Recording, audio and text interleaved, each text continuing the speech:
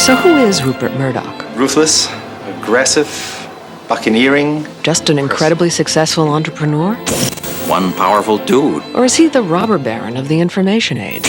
Rupert has no geographical boundaries now. Maybe you should know. I don't think Rupert believes in governance. Dangerous character. Rupert wants to be king of the world. Tonight, correspondent Ken Oletta asks who's afraid of Rupert Murdoch. Funding for Frontline is provided by the Corporation for Public Broadcasting and by annual financial support from viewers like you. This is Frontline.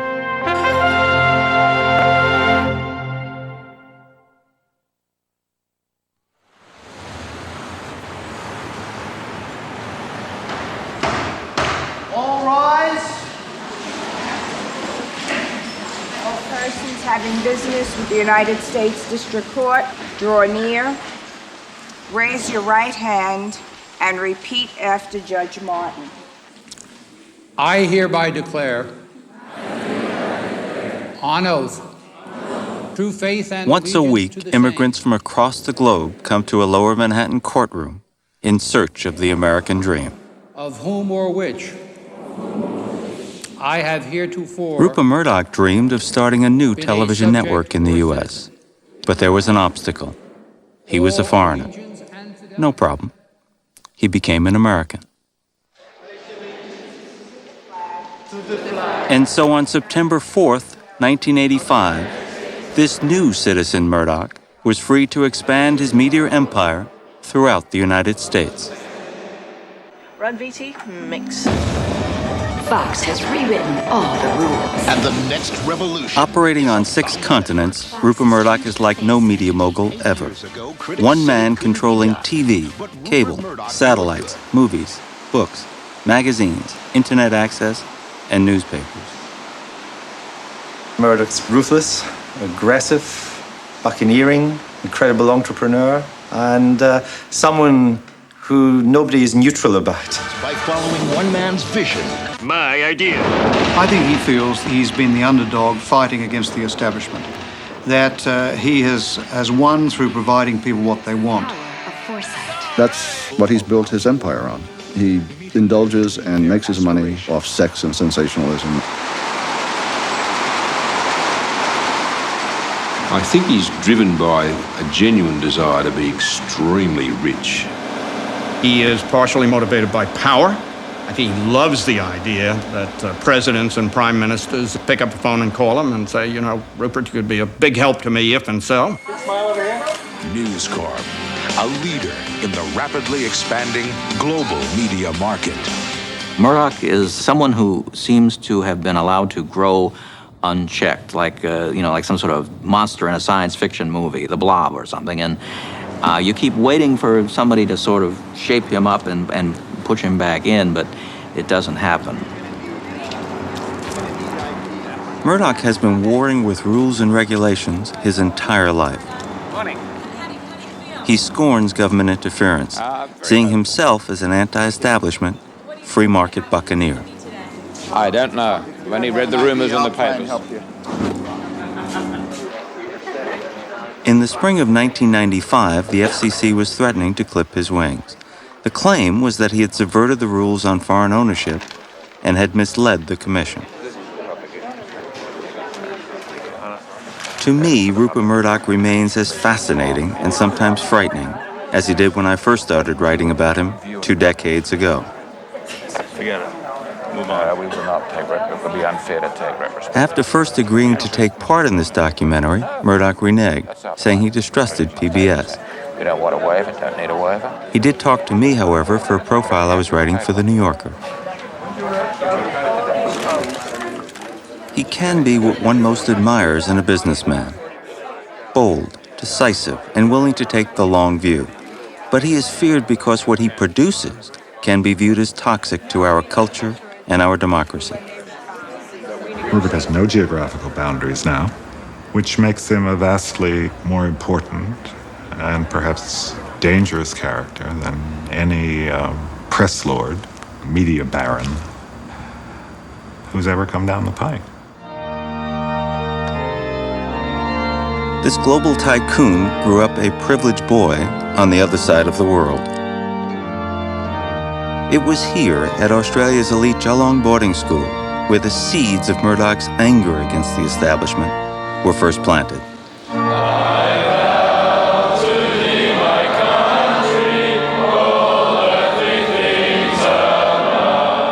As the son of a prominent newspaperman, he was shunned by the sons of Australia's establishment.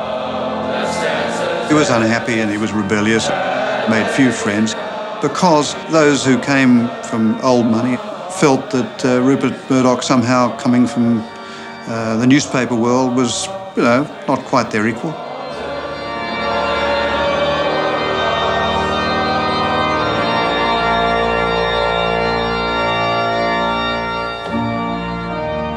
I suppose the point about Sir Keith Murdoch is that he was incredibly successful as a journalist and as building a huge empire, the Herald and Weekly Times, the most powerful media organisation in Australia.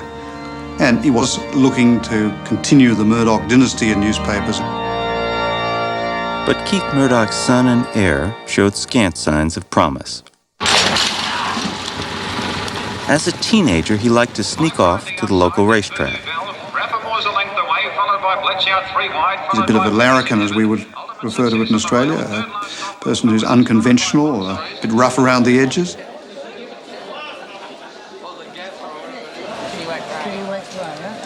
He's always been, and I would think even in those days, is reputed to have been a good gambler. Sometimes he even took the book. A good gambler is a person who will cut his losses if the situation is going against him, won't just double up and double up and double up. And Rupert, right throughout his career, has done that.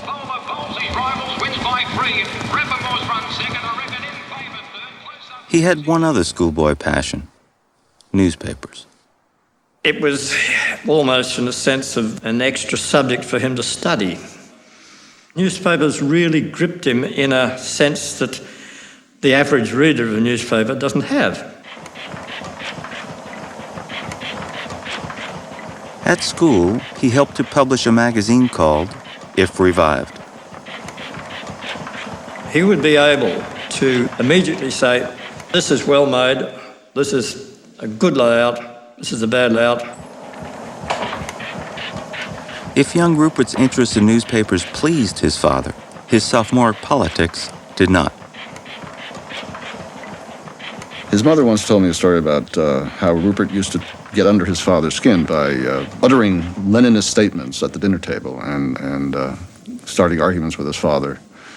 And the one phrase that particularly riled Keith Murdoch, or Sir Keith Murdoch as he was known then, was Rupert's characterization of Lenin as the great teacher. In 1950, Murdoch went to Oxford University, where he found himself an outsider once again. When he arrived at Oxford, he was not that well received. He was just another Australian from down under. So he responded to that. He responded to that kind of snubbing he got and became very anti-British. He was very interested in politics and radical politics in particular, and he had a bust of Lenin on the mantelpiece. He was self-confident, arrogant, cocky, rich, and seemingly to the English a communist. And the whole mixture, the cocktail, obviously got a number of his fellow students offside.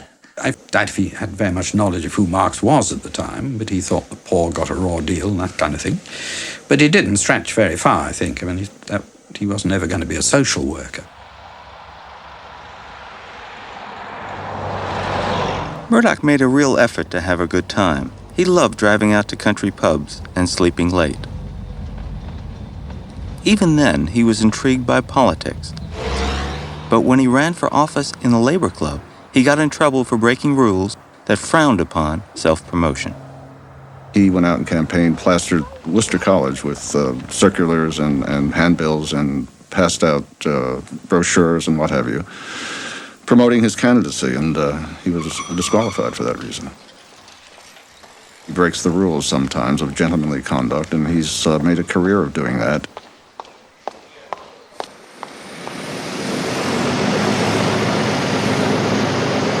But Murdoch's Oxford days were suddenly interrupted. In October 1952, he rushed home to Melbourne.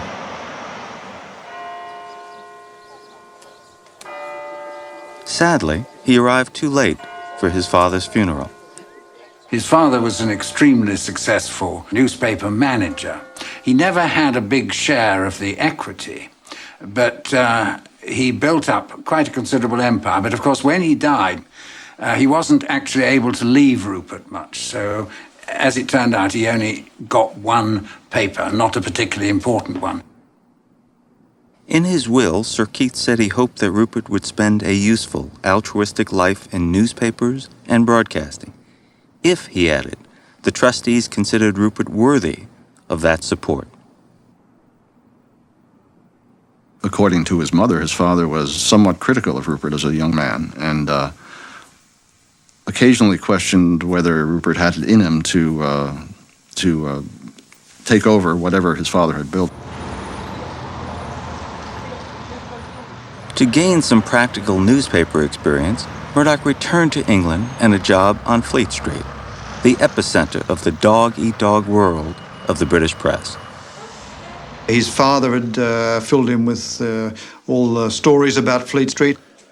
I think Rupert Murdoch felt Fleet Street was the place to go, and that was where the action was. Is that Freeman stuff? The British newspaper industry operates in the most competitive environment in the world because all the main newspapers are national. 12 national newspapers, all slogging it out for market share, and the competition is very, very tough. Murdoch got a job working as a copy editor on the Daily Express. Here he learned about splash headlines, double-page spreads, human interest sidebars, and sports. He came to believe newspapers were meant to entertain, not educate. Before long, he was ready to return to Adelaide and the small-town paper his father had left him. He was just 22 years old. He was a rather brash young man. He exuded energy. He carried a good deal of puppy fat. And he had this boyish way, boyish demeanour. He was someone who, I felt at the time anyway, would want to be a hands-on man. I did long to be able to help Rupert to prove worthy of his father, and though many of my husband's friends in the industry and his colleagues, I'm sure, felt a kindness towards Rupert, but on the other hand, it's only natural that perhaps their kindness was of a paternal kind, and when it came to when the chips were down, when this young man was starting to make his way, it wasn't so easy. His father's former colleagues who owned the competing paper saw Rupert's inexperience as an opportunity to put him out of business. This was when Murdoch came to believe business was war. Rupert Murdoch took on the establishment, and he took on the establishment angrily because he was very unhappy about being robbed of what he felt was his birthright. He decides to fight. There's really no alternative if he's going to stay in newspapers in Adelaide and use that as a base from which to expand. Well, what he simply did was used all the means at his disposal to undercut the opposition in advertising rates, in giveaways, in marketing, and he didn't mind if he took losses. The interesting thing is he never has minded. He's always recognised he's in for the long haul, the long game. They didn't think he was, and they felt they could cut him to pieces just simply by being bigger, and they couldn't. It took him 2 years, but Murdoch won the circulation war. The two papers merged, but on Murdoch's terms. His company, News Limited, won the right to print, manage, and therefore keep most of the profits. His victory in Adelaide put people on notice. Rupert Murdoch was not to be underestimated. Rupert was carving out a considerable reputation for himself in Adelaide by now. I'm sure that it must have given him great confidence to charge ahead, perhaps charge ahead more quickly than he would otherwise have done. Murdoch went on the offensive. He took his profits from Adelaide and began buying up small papers all across Australia.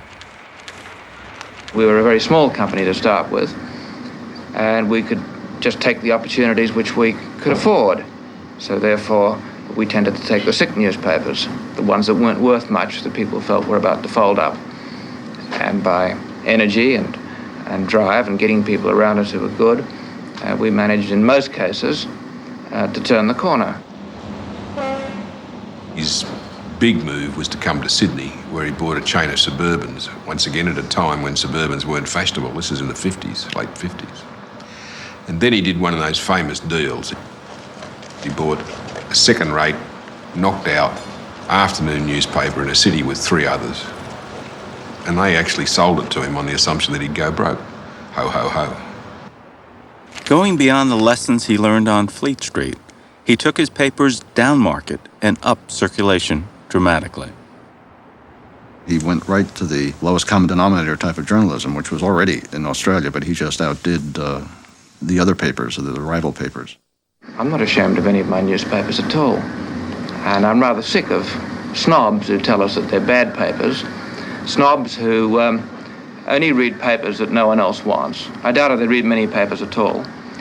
And whereas on most issues they consider themselves liberals or radicals or something, they think they ought to be imposing their taste on everybody else in the community. When television came to Australia in the mid-50s, Murdoch was quick to spot the potential profits. He bid successfully for a license in Adelaide.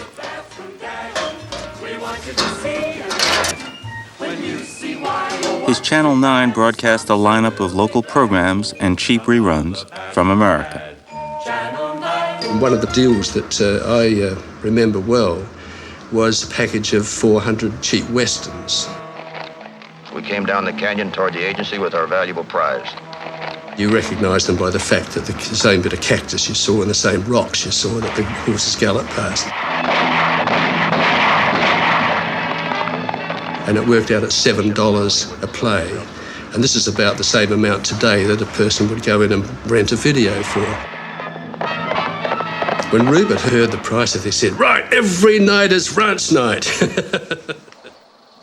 Murdoch was determined to own more than one small television station. He set his sights on Sydney, the largest market in Australia. Politicians in power at the time provided the licenses to their media friends.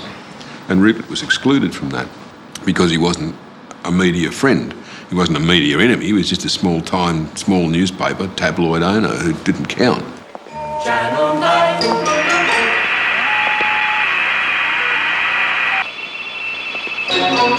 There was a small television station in Wollongong, which is a town about 40 miles south of Sydney. And it went broke. It went bankrupt. And Rupert negotiated to take it over. But it wasn't the station itself that interested him, because it had a small rural audience, which were never going to make a huge amount of money. But what he did was to point the transmitter towards Sydney and threaten the big Sydney operators. If a door was closed to him, he kicked it in or found a key somewhere. See it in the comfort of your own homes every Wednesday at 9:30. To defeat the bigger, stronger stations, he had to do something else. Murdoch knew that every year the bigger stations came to New York City to buy shows from the American networks. Together, the Australians, acting as a club, had agreed to a spending cap in order to keep costs low. In luncheon meetings with the networks, Murdoch displayed a willingness to defy those club rules. Rupert suddenly appeared as a new buyer with a checkbook in hand and was prepared to outbid the cap that the other people had set. It was a tremendous gamble because there was no way in which he had assurance that he would ever be able to recoup what he had to pay for all Australian rights for this material. I went over to America and bought every new program from every network that was available for a year and spent, I think, nearly $3 million to buy Australian rights. Meanwhile, the existing people here sat around and said that they'd let me go broke, that I was making them what this was my really fatal mistake, that I would go broke on this. There was an instinctive desire to gamble, apparently, and the chips got bigger as time went on.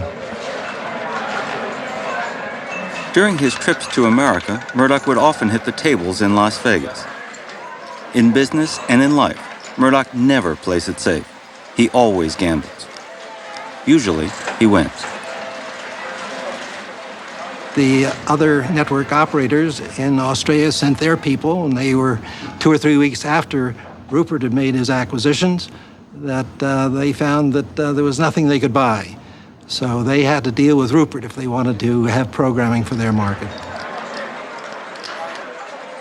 Rupert has always recognised that what you pay for an opportunity, what you pay for something, may appear in a large amount at the time you do it, but almost on every occasion, it turns out that you get it at a bargain price if you're in early.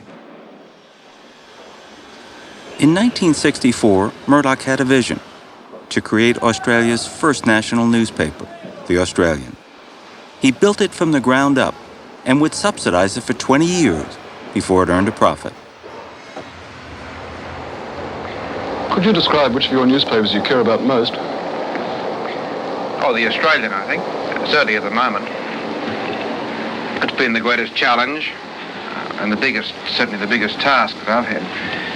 The biggest challenge I've had put before me, I think, in life yet, is to establish this paper, to overcome the obstacles that we still have more to overcome yet. I think his idea was that a more serious quality paper would give him more influence and more recognition as a person of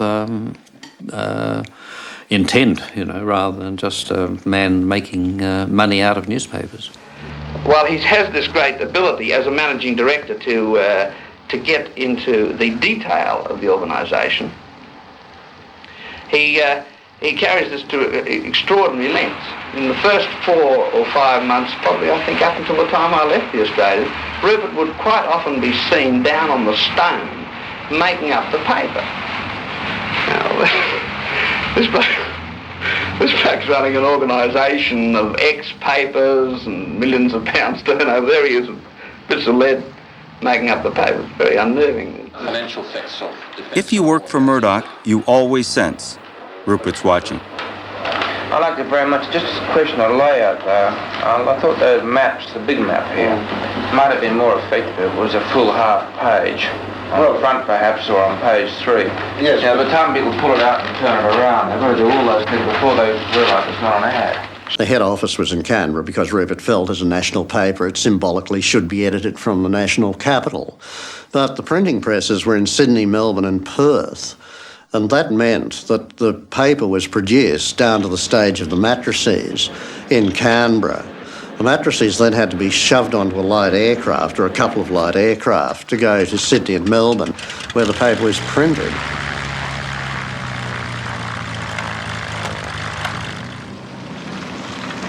Rupert himself was absolutely fanatical about getting the paper out every day, come what may. And on occasions, he'd drive the mats out himself from the Canberra city office to the airport. Now, Canberra is a fog hole in winter. The airport's closed about 3 days out of every 7. Rupert was supposed to have come out one night in his pyjamas and his dressing gown, shouting at the pilot, "You can take off, you can take off," the fog all around over there, and Rupert saying, "Yeah, off you go."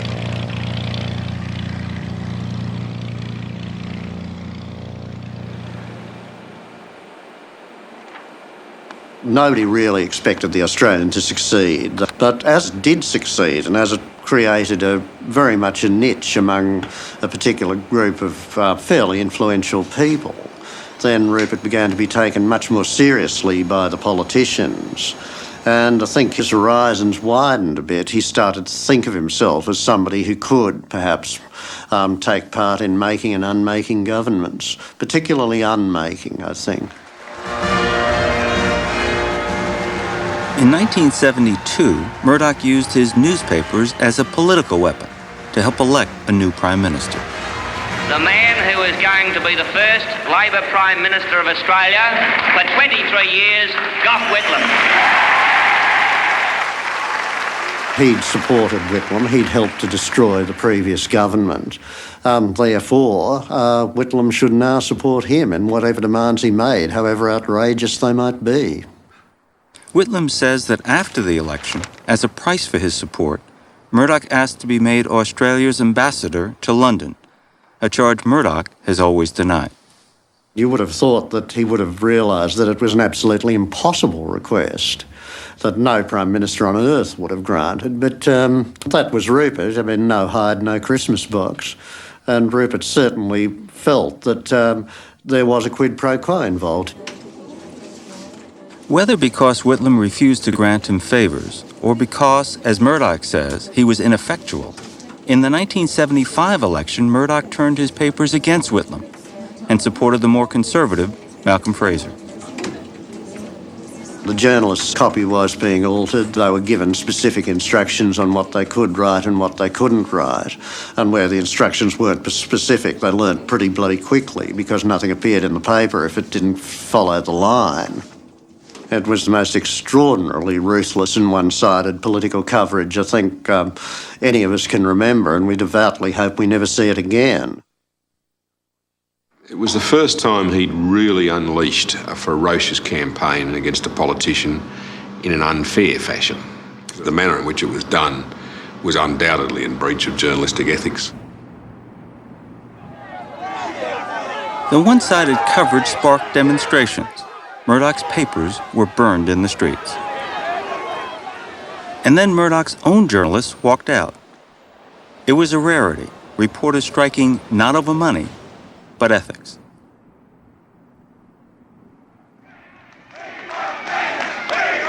But again, Murdoch had backed the winner, and now he wanted a favor from Prime Minister Fraser, a change in the laws regarding the ownership of TV stations.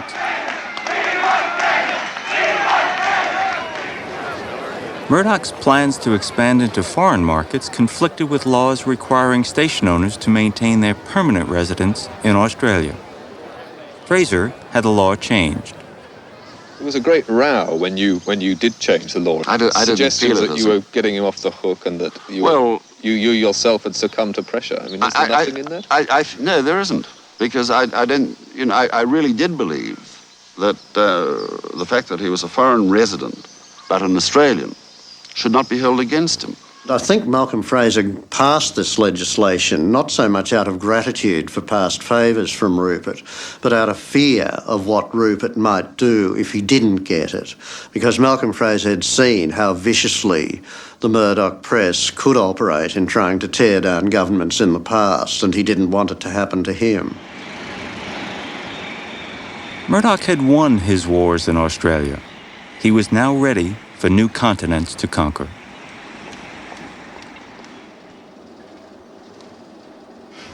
There was nobody about Saturday morning, except I bumped into Rupert wandering along the corridor. And he said, "Hey, come here." So we went into the boardroom, and he said, "I think we're going to buy a newspaper in England." And of course, when he said the news of the world, I nearly fell on the floor. You're talking about the biggest selling newspaper in the world. It was then selling over 6 million copies a Sunday. Unassailable corporately, safe in the hands of a family. What was he talking about? Sir William Kerr was the chairman and largest shareholder of the News of the World. His family had run the paper since 1891. But in 1969, the family was threatened by a corporate raider with a reptilian reputation. It had a bid in from Robert Maxwell at the time, which they didn't like and didn't want and rejected. But the pressure was to find some kind of white knight to come and rescue the News of the World from the hands of the evil Robert Maxwell. Murdoch flew to London to meet at this restaurant with members of the Kerr family. With the charm he can turn on and off like a light switch, he seduced them, telling the family, "I'll help you beat Robert Maxwell. We'll run the company together. Sir William can stay on as chairman. All I want is 40% of the stock and the job of managing director." It came down to a battle between Maxwell and Murdoch at a special shareholders meeting to decide which of the two would be the buyer. Murdoch's bankers and lawyers arranged for the shareholders meeting to be packed with friendly shareholders of the Carr family. And all the shareholders were told in advance that the Carr family wanted Murdoch rather than Maxwell to win the battle. Although Maxwell was offering to pay a higher price, the vote went overwhelmingly for Murdoch. Robert Maxwell had been outflanked, and perhaps for the last time, the establishment would view Rupert Murdoch as the savior. It will be the largest shareholding. Together with the Carr family, it would certainly be more than 50%.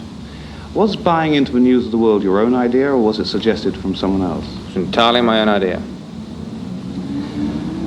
And what is your motive? To help the Carr family beat Robert Maxwell, or to expand your own newspaper chain?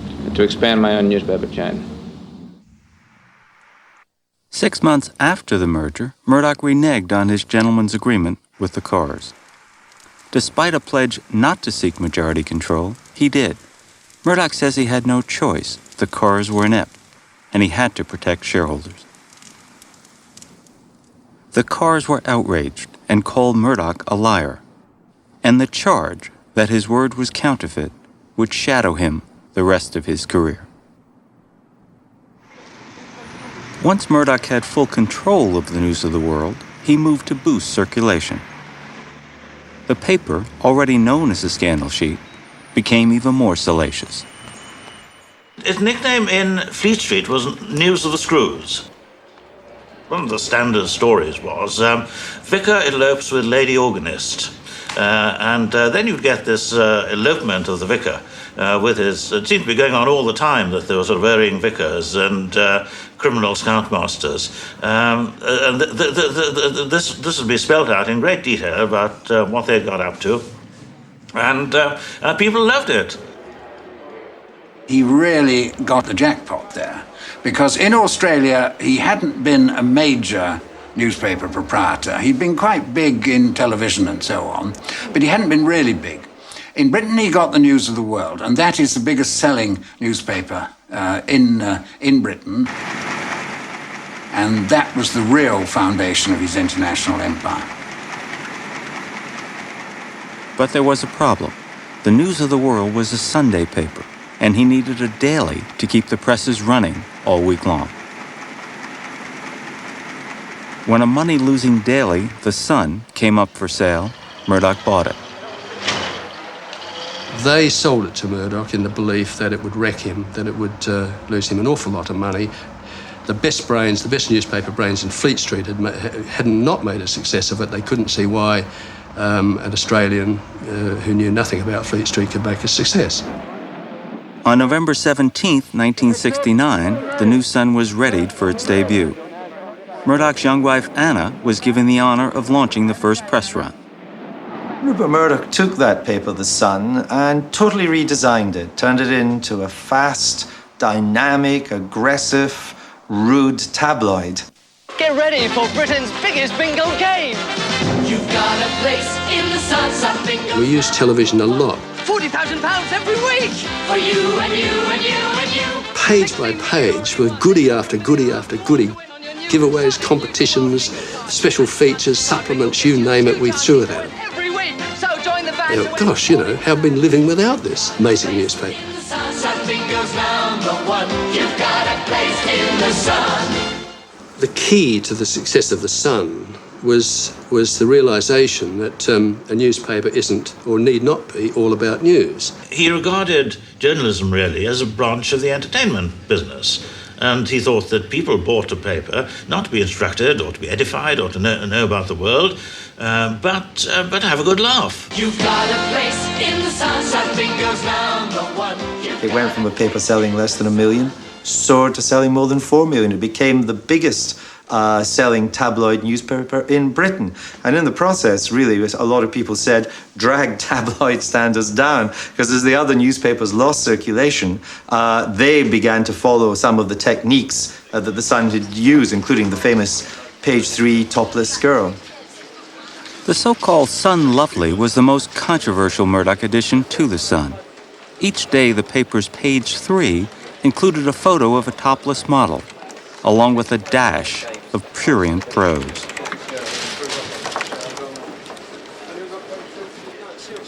when a friend of mine worked for The Sun, he actually cut out page 3 so that his mother wouldn't see it.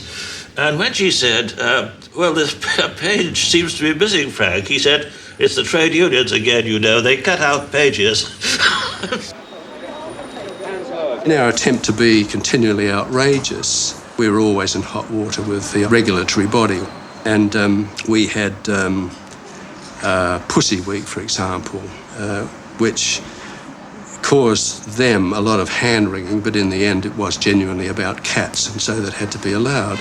The Sun investigates, and it's Bath Week in the Sun. We used to run theme weeks in the Sun in those days, and we devised Bath Week. Sensational shower unit, even with a bath full of champagne.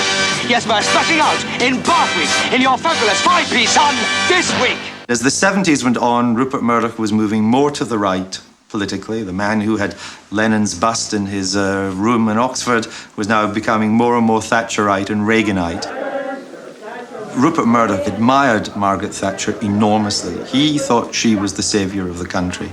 Here was this sort of lower middle class woman coming along, handbagging British institutions, shaking the country up, taking on the unions, berating management when it was useless, and he admired it a lot. The Sun was crucial, really, to the Thatcherite revolution and to Mrs. Thatcher's political prospects. You see, the Tory party, the right-wing party, never had a working-class newspaper supported before, never had a paper that was read by blue-collar workers. Indeed, 11 million working men and women reading this paper. Right underneath the sign. The Sun newspaper, 2 elections ago, said it was the Sun what won it. They were reflecting what politicians actually believe. They do believe that the Sun newspaper, because of the demographic readership of the paper, actually swings elections. 4, 3, 2, 1. Happy 1977! By now, Murdoch was engaged in another tabloid adventure. He took the millions his London papers were generating and bet them on the New World. Rupert wants to be king of the world. To be king of the world, you have to be king of New York, because New York is the center of the world, isn't it? And the center of the universe, capital of the world. So what makes more sense than for him to come to New York, buy a newspaper, run a newspaper, make it an influential newspaper? In late 1976, Murdoch bought the liberal New York Post, the oldest continuously published daily in America.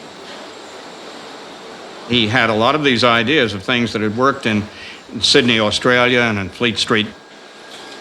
It only had 400,000 sale every day at that time, and within 2 years it was almost 1 million. And he just went wild with it and had a lot of fun, and the headlines got brighter, and the pictures got bigger, and the girls got prettier. Anna Murdoch, Rupert's wife, told me that she overheard him talking to his editors one day about starting the Page 3 Girl, the nude Page 3 Girl in the New York Post. And she said, in effect, if you do that, Rupert, I will leave you because I will not have our children walking down on their way to school, walking past newsstands and looking at the New York Post with naked women on page 3. He's a complex personality because if you read the editorials of his newspapers, they're very highly moralistic and they're very highly principled and so on. And yet they appear in papers that are almost without principles, journalistically. Okay. In 1977, I was working for New York Magazine when Murdoch bought it too. We all feared he would tart up our journalism, so more than 40 of us quit. But he didn't care. And as it turned out, we were wrong. He didn't change the magazine. But some thought he did desecrate the Post. He made it more conservative, and he replaced 1/4 of the staff with tabloid warriors from his empire. The New York Post had at that time extreme declining circulation. And we came in with a bang. As I say, maybe on my part, I made that bang a little bit too loud. But at the same time, we got the job done. And we'll just cover that with Webster. 1977 was the Great Blackout. And there followed 24 hours to almost 48 hours of terror. They handled the blackout stories by exaggeration and by scare headlines over their stories and on their front pages. The impression was created that there was an impending threat of a kind of race war in New York. It was a wonderful summer to be a tabloid warrior. Son of Sam was a godsend for the Post. You know, a good serial killer. He was targeting people in Lover's Lane, primarily attractive young women of a certain physical description, and he was sending these wacky notes signed, Son of Sam is watching, or whatever. And we didn't know who Son of Sam was. It really changed the city for while he was on the rampage. People would not sit in their cars. The purchase of locks and guns just rocketed in the city. This Son of Sam virtually gave New York City this massive nervous breakdown. It was half truth, half speculation. That was Murdoch journalism.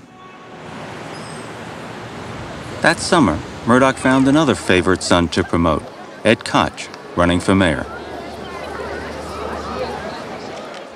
When the phone rang, the voice at the other end said something like, Congressman Koch, please. I said, speaking.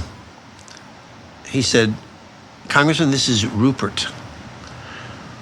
And I guess I was still a little sleepy, maybe. I thought to myself, Rupert? Rupert's not a Jewish name. Who could be calling me at 7 o'clock in the morning named Rupert?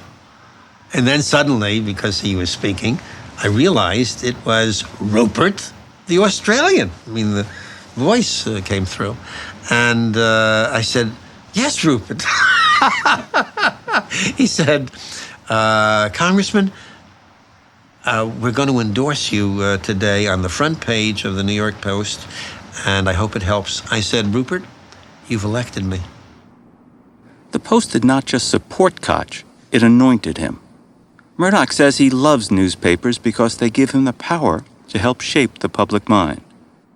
And as always, he loves to win. Rupert is a power junkie in the sense that he enjoys the company of people with power. He also holds them in a certain degree of contempt. And the first Koch television advertisements appeared, Rupert coming into the office to inquire about them and asking, are those ads any good, or do they show the real Ed Koch? That's very funny. When Rupert first came to New York, he was an Australian of no particular reputation. He bought the New York Post. Suddenly he becomes an intimate, so to speak, with mayors, with governors, the president. You can't ignore a guy who runs a New York newspaper. Or with someone who owns the prestigious Times of London. For 200 years, the paper of the establishment. For Murdoch, 1981 was a chance to buy his way inside the castle. I have operated and launched newspapers all over the world. This new undertaking I regard as the most exciting challenge of my life. Thank you. Here was Rupert Murdoch's chance to get into the upmarket end of the newspapers and still keep his downmarket tabloids. Many people have thought that there was some sleight of hand on this, that because he already owned The Sun and the News of the World, that the fact that he was now going to buy two other major national newspapers, even although they were in different markets, should have been referred to the Monopolies Commission. But he had the right political connections and he got it through.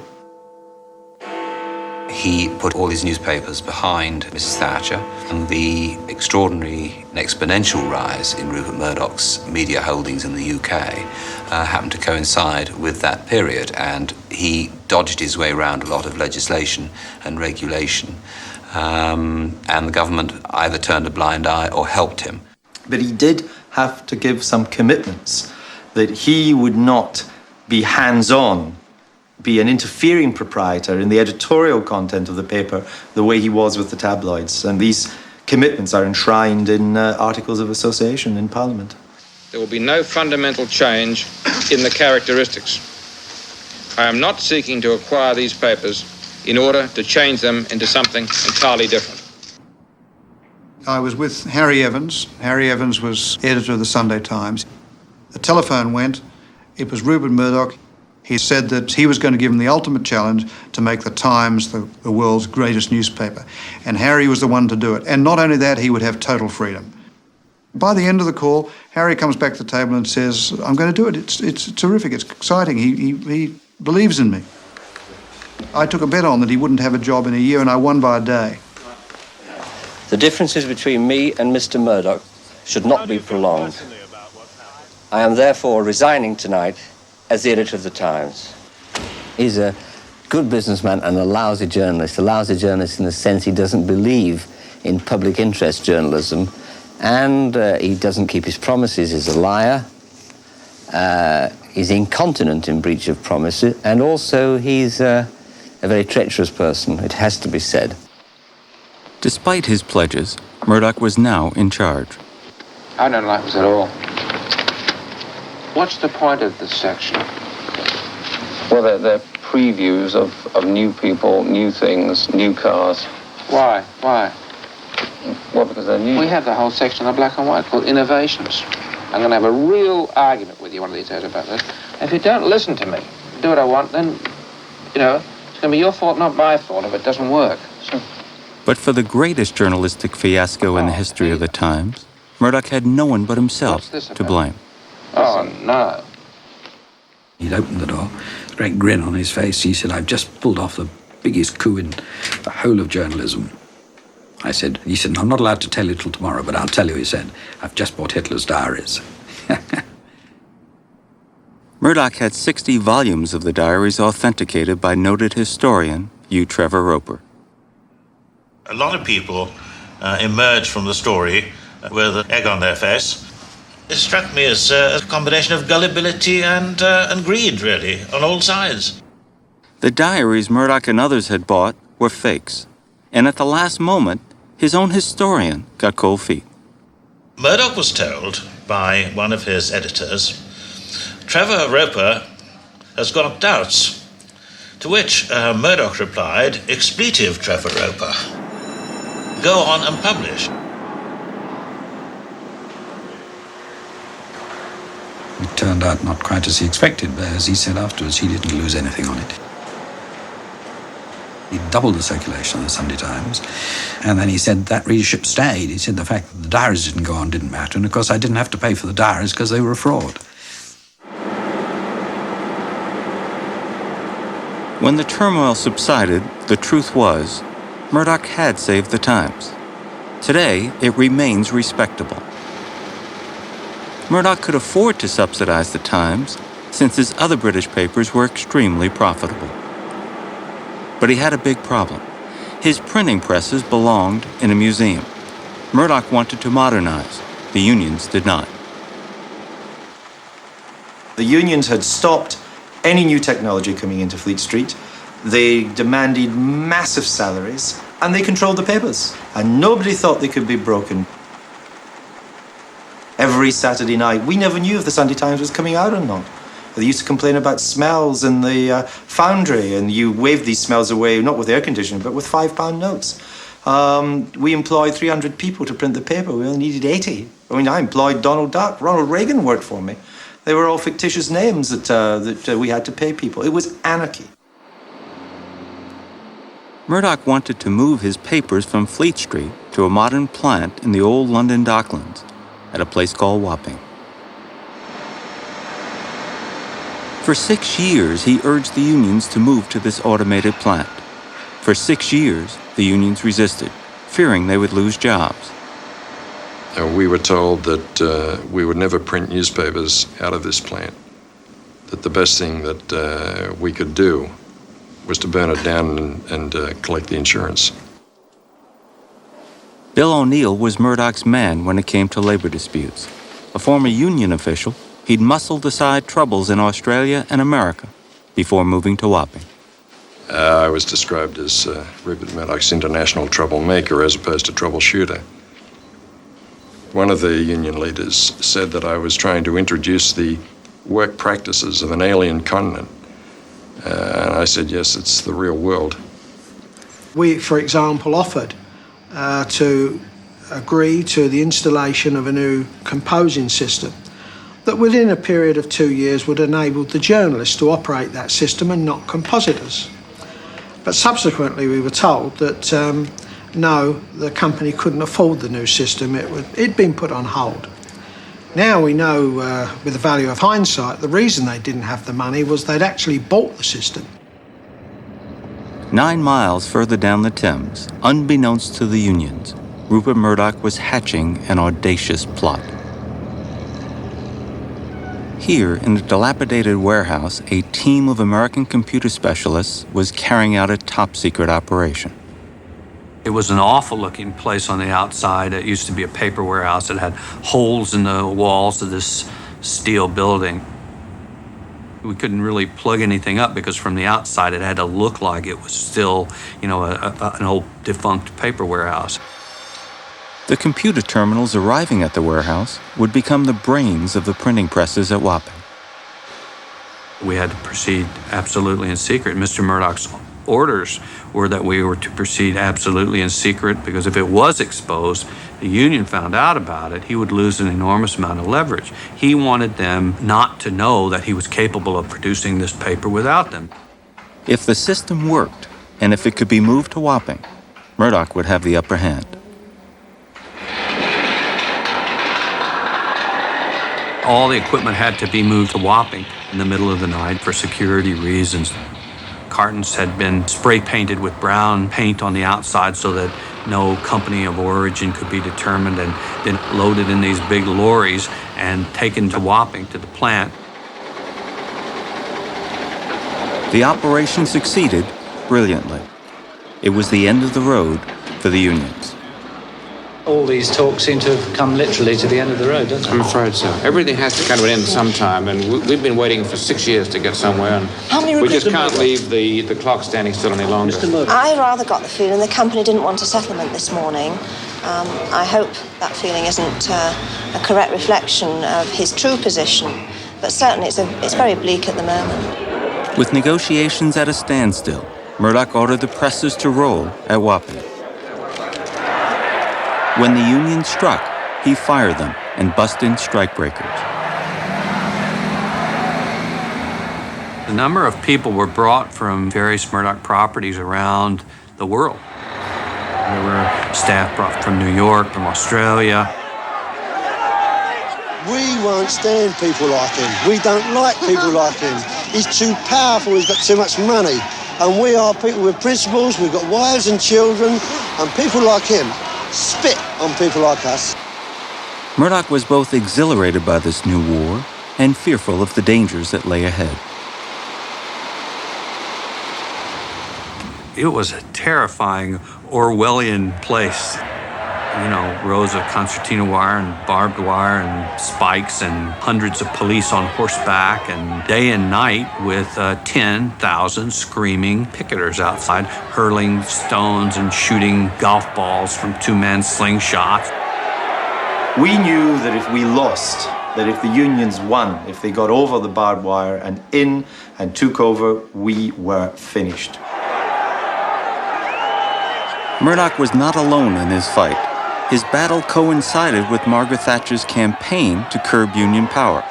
She would use the full weight of police and state powers to defend her old ally. We were confronted by the police, and a police force that we know had tremendous reserves and was really like a military operation rather than a police operation. The printing unions threw everything into that battle, but they were beaten. Rupert Murdoch was able to win, and it was a massive and unconditional victory. What happened with winning the Battle of Wapping was that every extra penny you made went straight to the bottom line. There was no union there holding out its can saying, no, sorry, Gov, that's our money. We became highly profitable. And he suddenly realised that here was, in a way, this pot of gold lying in the banks of the Thames in this old Docklands place that would give him the financial clout to move into the biggest market in the world, take on the biggest media companies in the world, in the United States, and become an American media mogul.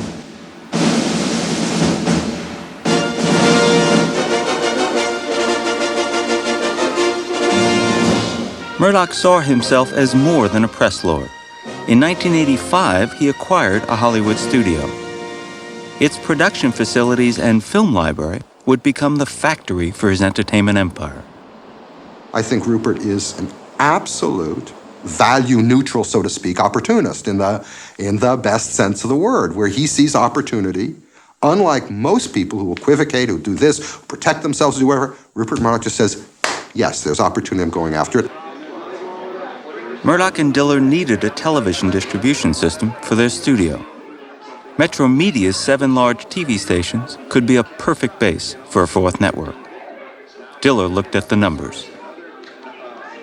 I said to Rupert, I'll go for a ridiculous amount of money, but it's the only way to do a network. 5 to VT, sound on 1, take 1. But Metro Media was asking $2 billion. I called Murdoch and said, look, the only way to deal with this is to say yes. And he said, well, great. I said, what do you mean? He said, well, if you have to say yes, I say yes. I said, you what? He said, yes.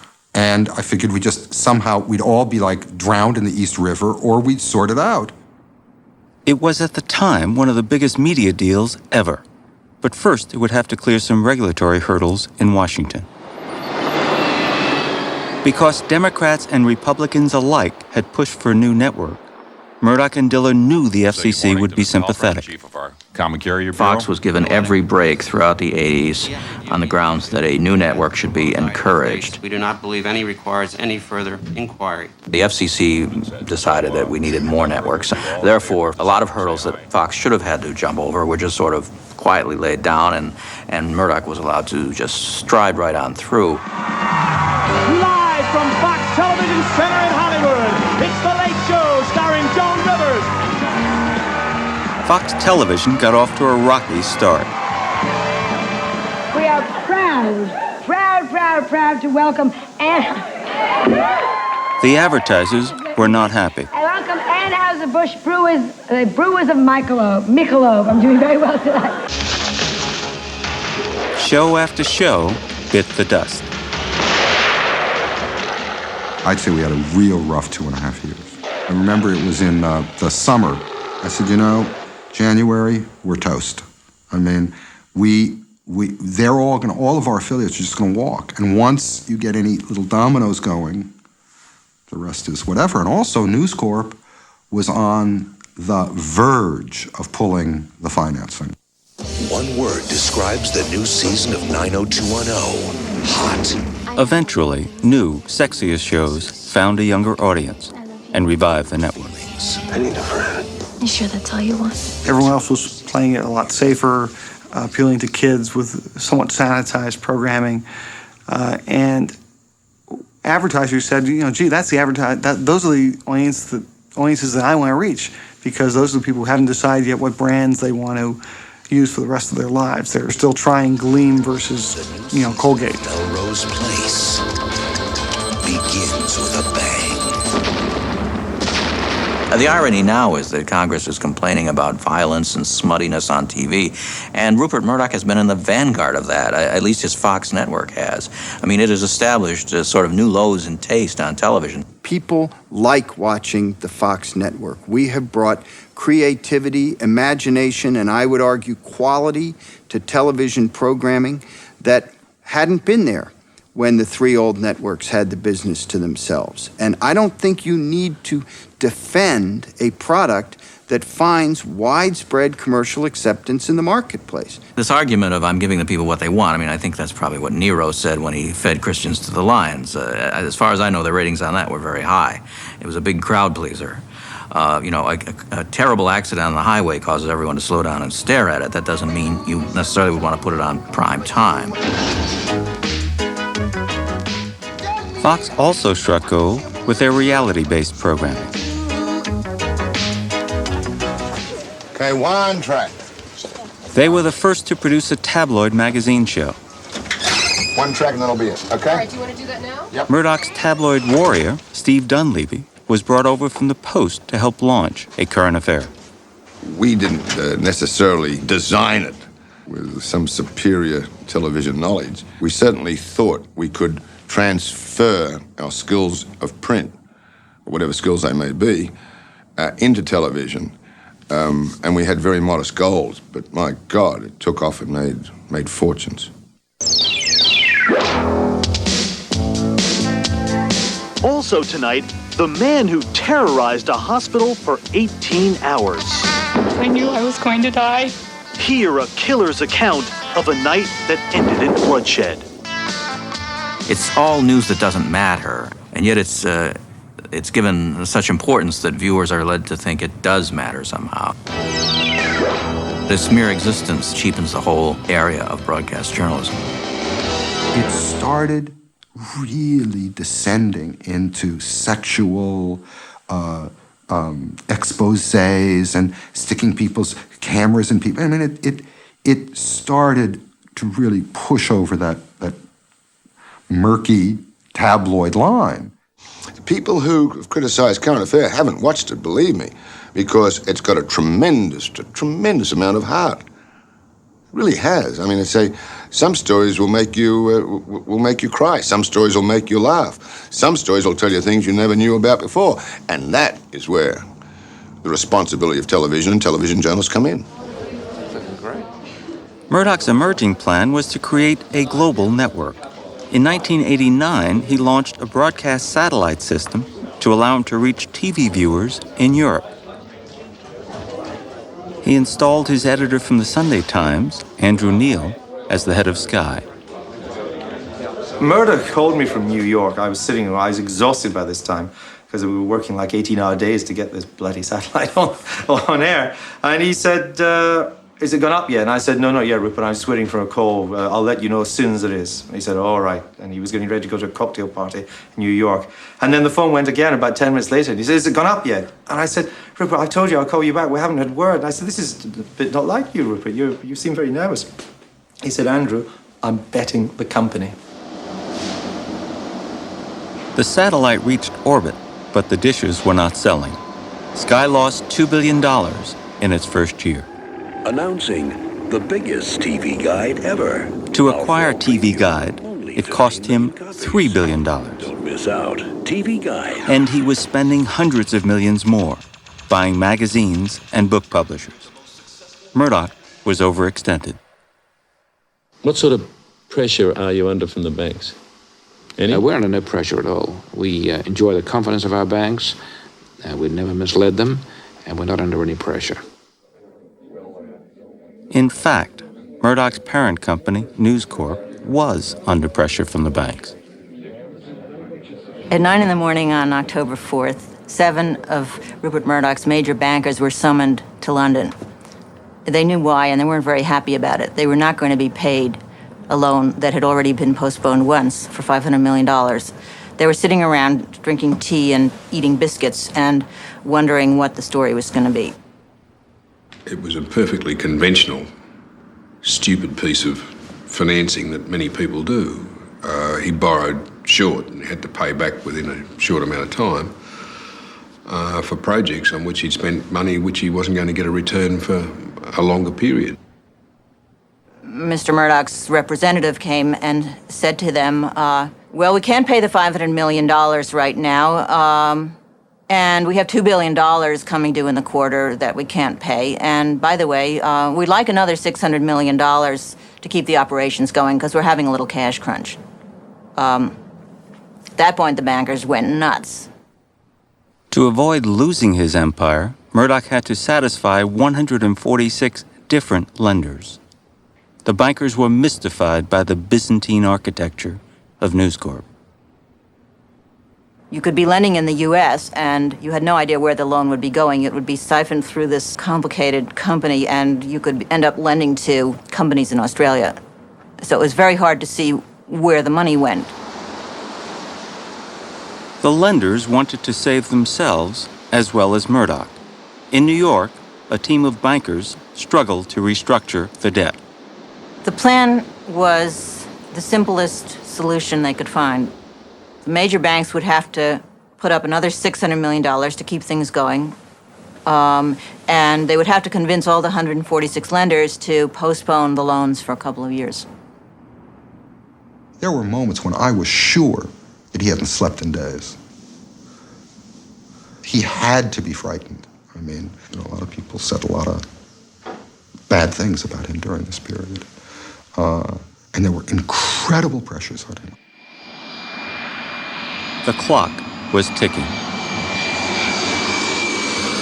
During 5 frantic days, News Corp executives flew to 11th-hour negotiations in New York, Sydney, and London. I really thought 3 or 4 times, I said just the odds were just going to get creamed. I mean, if one person doesn't get paid $5 million or $3 million or $300,000, and he calls up somebody else and he says, I can't get paid. And that person calls up somebody else. And you get anything, just like a run on a bank, you get anything like that happen, then the house of cards would have fallen down. The banks wouldn't have been able to stop it. One bank in Pittsburgh threatened to do just that. Pittsburgh National was only owed $10 million, but it was calling in the loan. They would not go along. They did not want to be part of this. They wanted their money back. It was just a small amount. Please pay them, and goodbye and good luck. Murdoch picks up the phone. His hand is shaking because he knows how much is at stake. His entire reputation, his empire, everything he's built all his life is at stake here. So he tries to reach the chairman. He's unable to reach the chairman. He reaches the loan officer, talks to him in his best persuasive mode, which can be pretty persuasive. Whatever it was, whether it was the fact that Murdoch himself got on the phone, that he was pleading with him to please go along was very important. Whatever it was, the man went along and agreed to postpone the loan. It's a lucky man. Rupert Murdoch at his best is probably when he is cornered, or when he does have great adversity going against him. And maybe it's his moment of greatest pleasure. For a couple of years, Murdoch restrained his appetite. He cut costs, sold assets, behaved more like a bean counter than a buccaneer. But not for long. Soon, things began to turn around. The success of Sky Television in Europe, I think, encouraged him to realize that he could do this in other parts of the world as well. And that in particular, the fastest growing, the market of the teeming billions, was in Asia. And that if he could get a hold of a satellite system like Sky in Asia, then he would have an even bigger cash cow than the Sky one. To crash the vast Asian market, he bought the Star satellite network, based in Hong Kong. Star covered 54 countries in Asia with a population of 3.8 billion, well over half of the world's population. And when we sold it to News Corp, it has a total subscribers of over 54 million homes. 54 million homes in this area is a drop in the bucket. What's cool and what's not in Asia. It's not too late to change. Watch the Asian Top 20 Countdown. It's your chance to catch up with Asia's most happening videos. And hey, your grades won't go down, and your grandma won't mind too much. The Asian Top 20 Countdown, Saturday morning, 9 a.m. Hong Kong and Taiwan, 6:30 India. Keep up or be left out. There's an expression in Chinese that, you drink poison medicine to cure the illness. And in a certain effect, a certain way, I think they're ingesting the likes of Rupert Murdoch and joining the electronic age is to drink just such poison. For the Chinese, letting foreign television in means news gets out. Bad news, like Tiananmen Square.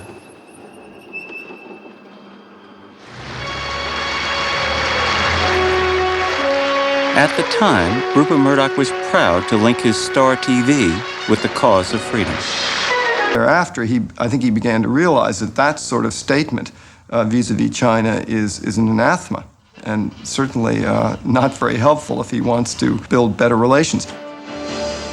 This is BBC World, the BBC's international news channel. Star Satellite was carrying the BBC, even though it had been, for a long time, a thorn in the side of the Chinese government. The Chinese had been objecting to the BBC because of a documentary they had done, which was not carried by Star at all, about Mao Zedong, and was generally flattering of him. But it did mention that he had a penchant for very young girls, and they didn't like that.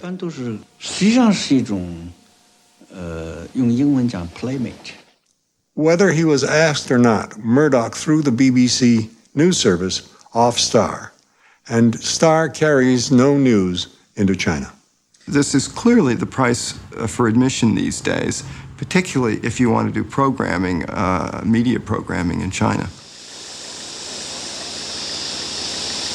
We're going to be attacked sometimes for being too respectful, as in this case of local cultures, and in other times we'll be attacked for not being respectful enough. Here was a clash between principle and profit, and at the end of the day, this man, the great capitalist buccaneer, had to sit down and kick out the poor old BBC to keep the Chinese communists happy. I don't think it's the best chapter in a long and glorious history. Murdoch then set out to seduce Chinese officials with joint ventures, media deals, and even a generous book contract for the daughter of the supreme Chinese leader. Well, if I'm going to get my book published in your capitalist society, I have to find a capitalist to publish it. 不管他是不是梅多先生属下的一个出版社， Regardless of whether it's one of Mr. Murdoch's companies or not. 我在这儿可能还找不到一家社会主义的出版社。 I think it would be very hard for me to find a socialist publisher in the United States. This allowed Murdoch to have some sort of hands-on, direct connection with the family. But you see, the problem is It's this sort of a thing when you have a whole empire, and you can pull out a book contract, you can pull out a movie deal, you can do, something else here or there that paves the way in the long run for a really effective presence in a country like China. 9, 8, 7, 6, 5, 4, 3, 2, roll 72. They say a great quarterback sees the whole field. So does Rupert Murdoch. For 40 years, CBS owned broadcast rights to NFL football. It was a cornerstone of their Sunday schedule. You can spend a lot of money in entertainment and not have anything to show for it, whereas sports has a proven track record. If you spend money to buy the NFL, or if you spend money to buy the Super Bowl or other major sports product, there's a history of their ratings that is pretty stable. With a swagger, in 1993, Murdoch walked into the network's clubhouse and declared, "Fox is here to play. We want football." Fox had never done anything like this before, so there was a sense that this was a smaller network, a much smaller network with no experience coming after our product. We had been speaking back and forth with the different networks, with Fox, and we'd finally said, come in on Wednesday night, give us your bid, and you know that CBS will have a 72-hour period to match that bid. The feeling was that Murdoch would be in the 280 to 290 range, and I personally believe that's where he intended to make his deal. Murdoch blew CBS off the field, coming in $100 million higher than anyone expected. We learned by telephone that Fox, in fact, had submitted an offer of $390 million. And when we learned that, when we were told that, I think we all felt that it would be impossible and not prudent for CBS to match that bid. So it was at that point that we realized we probably were going to lose the NFL.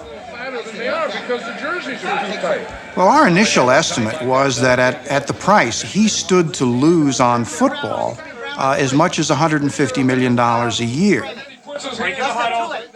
It was quite a moment. I mean, it was a moment that I think I'll never forget.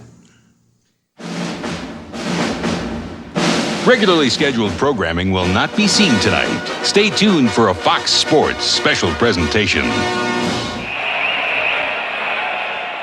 What Rupert Murdoch did in obtaining the NFL was to give it extraordinarily sturdy structure for the future that is impervious to program screw-ups. I mean, to succeeding or failing with a season schedule. I mean, he gave it, by doing that, he almost ensured Fox would be a real big-time network player into some infinity. At its annual party, Fox had a lot to celebrate. The circus is about to start, don't you know? Armed with football, Murdoch began raiding the other network's affiliated stations. He struck a deal with New World Communications for 12 of theirs. Dozens more soon followed. We have about 200 affiliates that used to be independent television stations, and honestly, 25 of them were literally in bankruptcy when we started the network.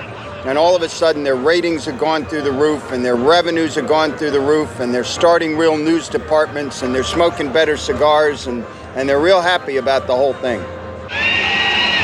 CBS, ABC, and NBC were considering their affiliates as not important. What Fox has given us is programming that people watch that we can charge money for. We've cost the other networks about $250 million annually in cash payments that they have to make to their affiliates to keep them from jumping ship to Fox. Now that begins to add up to real money, and it made the folks at NBC pretty cranky, and they did what a lot of people have done over the years, and that's they tried to use the public policy machinery in Washington to hamper a competitor. NBC filed a complaint before the FCC, claiming Murdoch had acquired his Fox TV stations under false pretenses. Did the committee ask you to answer no questions? NBC joined that complaint, seeking the cancellation of the Fox broadcast licenses on the grounds that they were foreign-owned. Murdoch had become an American citizen to get around that, but still, an examination of the business history of the licenses shows that the money itself came from a corporation in Australia. It's kind of obvious that at least part of their purpose was to get back at a very effective competitor. The launch of the $160 million satellite aboard a Chinese-made 2 months later, a Chinese rocket carrying a telecommunications satellite, and with it NBC's hopes to reach an Asian audience, blew up. The rocket exploded in midair, sending pieces of fiery debris. For NBC, Rupert Murdoch's Star TV became the only option.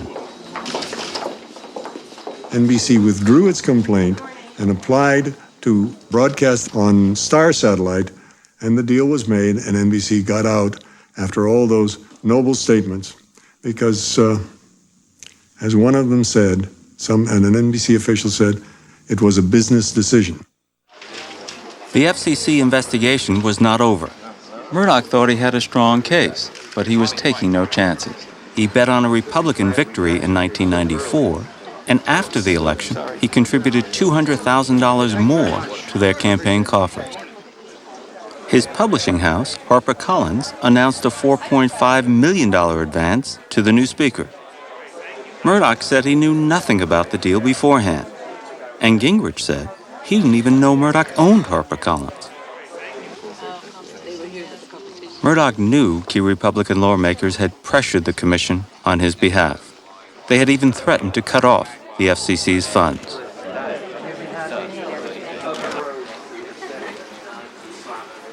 After months of anxiety, he was certain he would win. So certain that he had prepared a victory statement, which he told me about before the decision was announced. Good morning. Welcome to the May 4, 1995 meeting of the Federal Communications Commission. If there are no other comments, let us proceed to a vote. All in favor of adopting this application to Fox Television Stations, Inc. for renewal, signify by saying aye. Aye. Aye. I'm concurring with the statement. There are no nays. The ayes have it, so ordered. The meeting is adjourned. Murdoch's victory as the FCC was enormous, and you can appreciate that if you think of what would have happened had he been defeated. Fox would have had to change hands.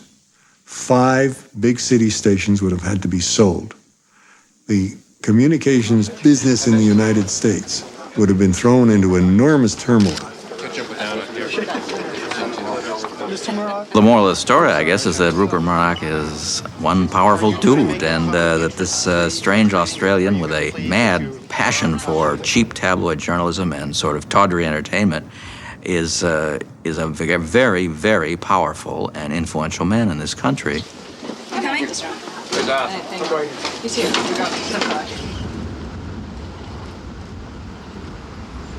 One of the essential truths I've learned about Rupert Murdoch is this.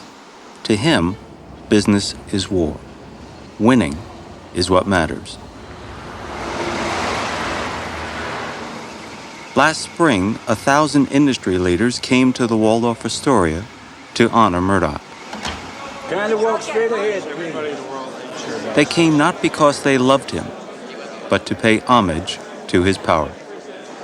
It was only after months of talking to Murdoch and tracking his life that it dawned on me what he really was, a modern-day pirate. A buccaneer who dared at Wapping to reinvent newspaper publishing, who dared launch a fourth network, and who bet his company on satellites called Sky and Star.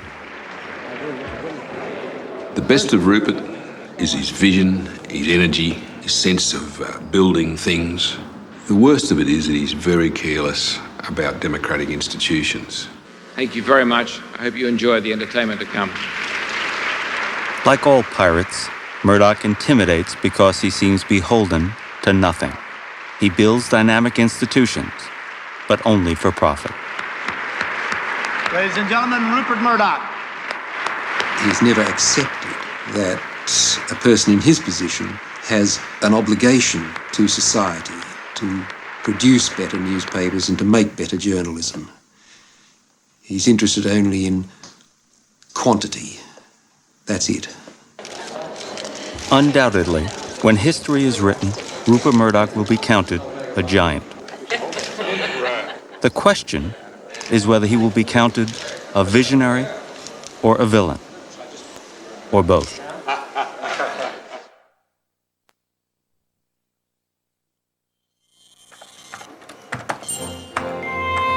And now it's time for your letters.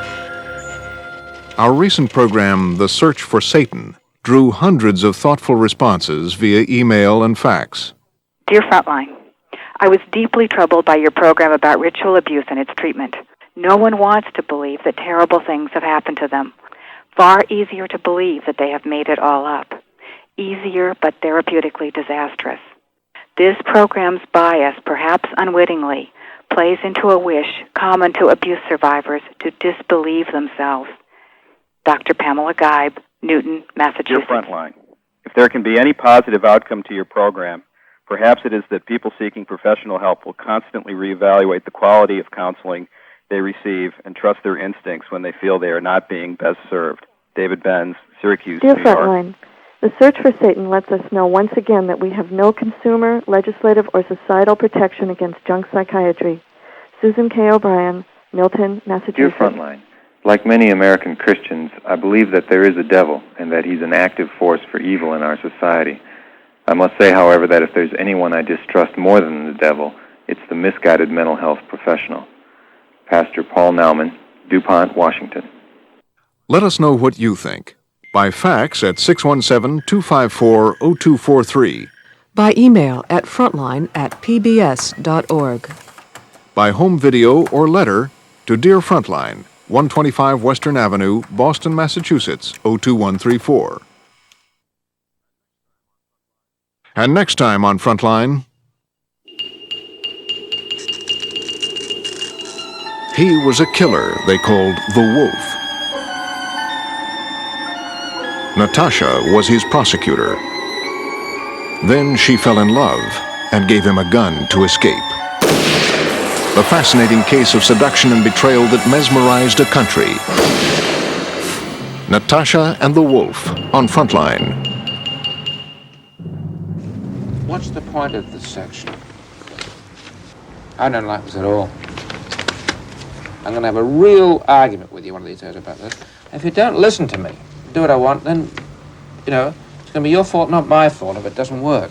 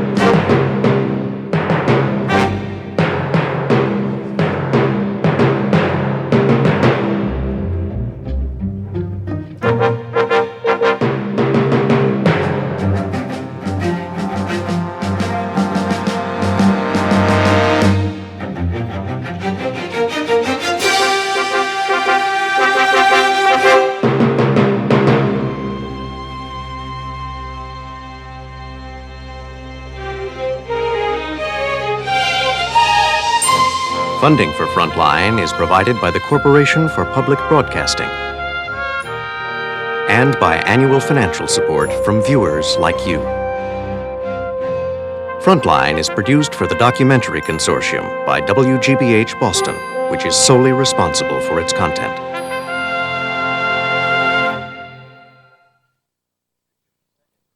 For videocassette information about this program, please call this toll-free number, 1-800-328-PBS-1.